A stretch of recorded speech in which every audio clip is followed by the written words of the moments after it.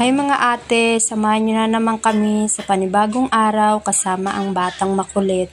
So first ko nga ginawa ay nagsaing na muna ako para mamaya tuloy-tuloy lang ako sa paglinis at wala na akong iisipin.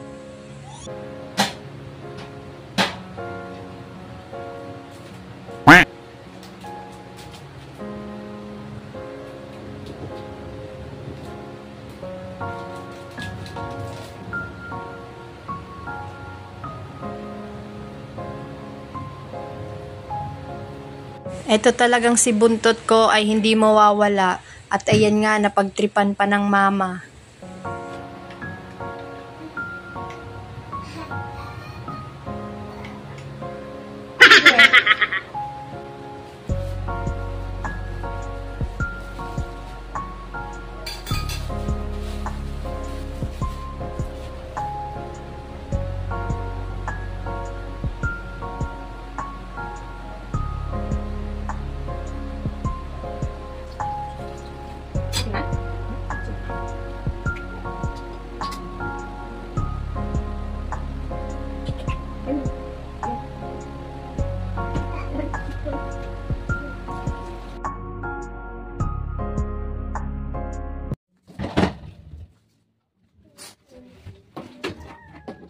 So, ito nga mga ate, uumpisahan ko na ang linis serye. Pag may toddler na talaga sa bahay, hindi na mawawala yung pakalat-kalat na toys. At syempre, ako naman si tagaligpit.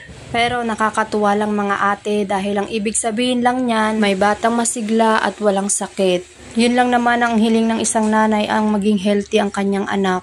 O siya mga ate ko, balik na muna tayo sa ating paglilinis.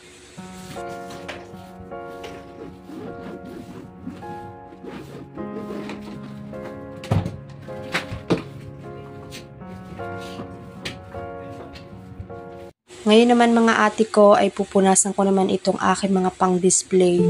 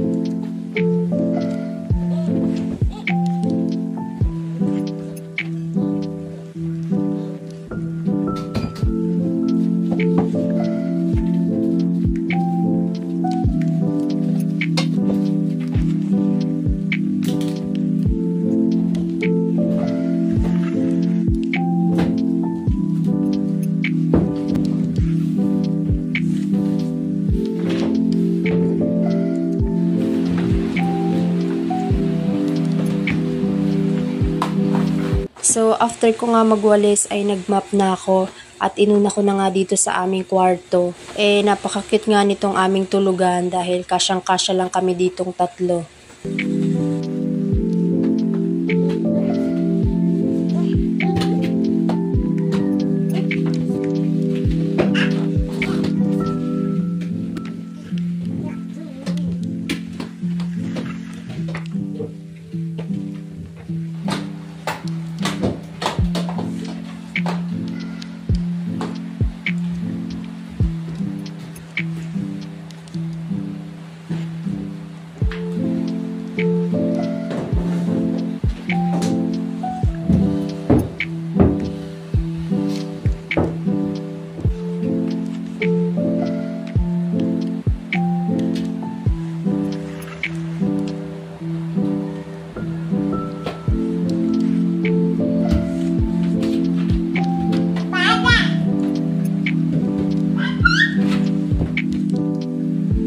Nilatag ko na nga itong puzzle mat dahil dito naglalaro nga itong batang makulit. By the way nga pala mga ate, kaya walang pang ibaba ang batang makulit. Naglaro na naman po siya ng tubig sa banyo. Hay nako talaga ito.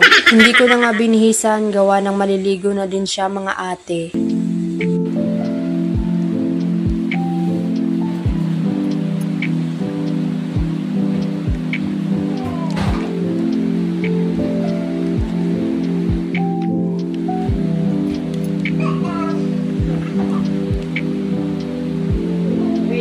Napaliguan ko na nga mga ate itong batang makulit at maya-maya papakainin ko na din siya.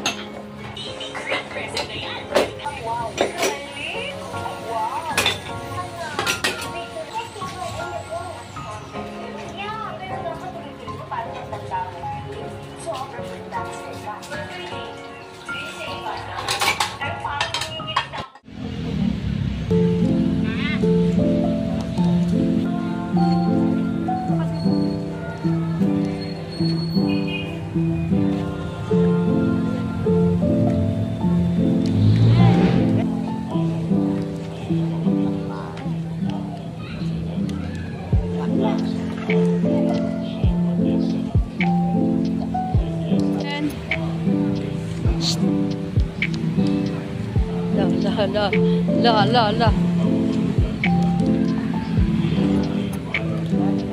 Bahagi na simula ang privasyon. Sinasabi ng